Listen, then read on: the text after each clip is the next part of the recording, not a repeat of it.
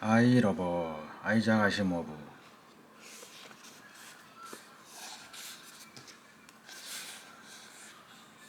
마이클 도노반 brushed down his red hair with a violent motion of his hand and total indifference to the fact that unruly mass sprang to attention again immediately.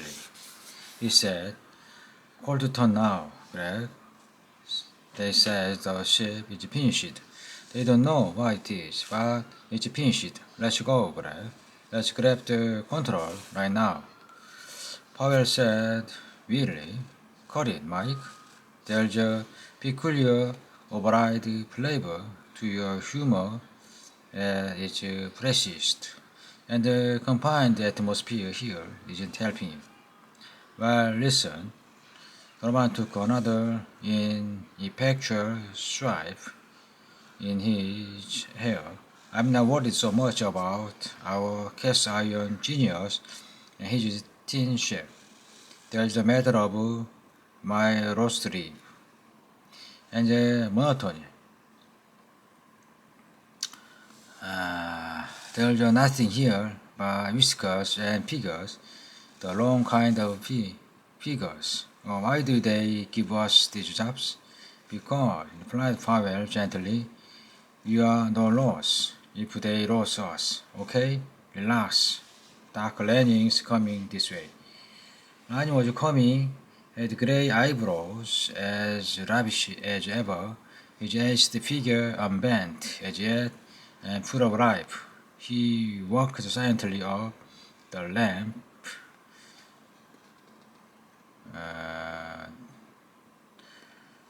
with the two men and out into open field. They were obeying no human master.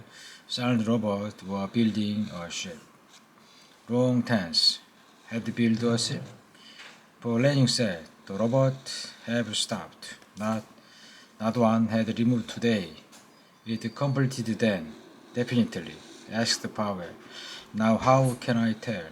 Lanning was peevish, and his eyebrow curled down in a eye-hiding brow. It seemed done. There are no spare pieces about, and the interior is down to a gleaming finish. "You've been inside?" "Just then out. I'm no space pilot. Either of you two know much about engine theory?" Donovan looked at Powell, who looked at Donovan. Donovan said, "I've got my license, sir." While last reading it didn't say anything about the hyper engine or warp navigation, just the usual child play in 3 dimensions. After Lanning looked up with sharp disapproval and snort length his prominent nose. He said frigidly, "Well, we have our engine man." Powell caught at his elbow as he walked away. "Sir, is the ship still treated ground?" The world director hesitates, then rubs the bridge of his nose. "I suppose not. For you two anyway." Donovan looked after him as he left and muttered a short, expressive phrase in his bag. He turned to Powell. "I'd like to give him a literary description of himself, Greg. Suppose you come along, Mike." The inside of the ship was finished as a ship was. That could be told in a single-eye blinking glance. No Martin in the system could have put to the speed at foolish into surface and those robots had.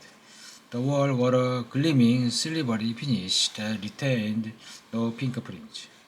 There were no angles, walls, floors, and ceiling page gently into each other, and in the cold, metallic glittering of the hidden lights, one was surrounded by 6 chilly reflections of one's bewildered self. The main corridor was a narrow tunnel that led in a hard, flat-footed stretch along a line of rooms of no indistinguishing features. Powell said, "I suppose furniture is built into wall, or maybe you are not supposed to sit or sleep. It was in the last room, the one nearest the nose, and the monotony broke. A curving window of non-reflecting glass was the first break in the universal metal. Below it was a single large dial with a single motionless needle hard against the zero mark. Donovan said, "Look at that," and pointed to the single word on the finely marked scale. It said, "parsecs," and the tiny figure at the right end of the curving graduated mirror said, 1,000,000. There were two chairs, heavy, wide flaring, uncushioned. Powell seated himself gingerly and found it molded in the body's curve and comfortable. Powell said, "What do you think of it?" "For my money, the brain had brain fever. Let's get out." "Sure, you don't want to ease over a bit?" "I have looked it over. I came. I saw. I am through."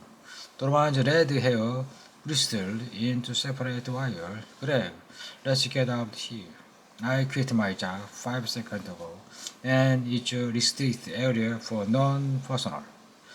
Powell smiled in an oily, self-satisfied manner and smoothed his mustache. "Okay, Mike, turn off the adrenaline tap. You've got draining into your bloodstream." "I was worried too, but no more." "No more, huh? How come? No more? Increases your insurance?" "Mike, this ship can't fly." "How do you know?" "Well, you've been through the engine ship, haven't you?" "Seems so." "Take my word for it, you have. Did you see any pilot room except for this one port and the one gauge here in parsecs? Did you see any control?" "No." "And did you see any engine?" "Holy Joe, no." "Well then, let's break the news to Lanning Mike." They coached their way through the picturesque corridor and finally hit and miss their way into the short passage to the airlock. Donovan stiffened. "Did you lock this thing, Greg?" "No, I never touched it." "Young, the lever, will you?" The lever never bulged through Donovan's face, twisted, appallingly with exhaustion. Powell said, "I didn't see any emergency exist. If something's gone wrong here, they'll have to melt us out." "Yes, and you've got to wait until they find out that some fool had locked us in here," said Donovan frantically. "Let's get back to the room with a thought. It's the only place from which we might attract attention." But they didn't. In the last room, the fort was no longer blue and full of sky. It was flat, and hard yellow pinpoint stars spelled space. There was a dull double thud, and two bodies collapsed separately into two chairs. Alfred Lanning met Dr. Kelvin just outside his office. He lit a nervous cigar and motioned her in. He said, "Well, Susan, you've come pretty far." And Robertson getting jumpy. "What are you doing with the brain?" Susan Kelvin spread his hand. "It's no use getting impatient. The brain was worth more than anything he forbade on this deal. But you've been questioning it for 2 months." The psychologist's voice was flat, but somehow dangerous. "You would rather run this yourself? Now you know what I mean." "Oh, I suppose I do." Dr. Kelvin rubbed her hands nervously. "It isn't easy. I've been pampering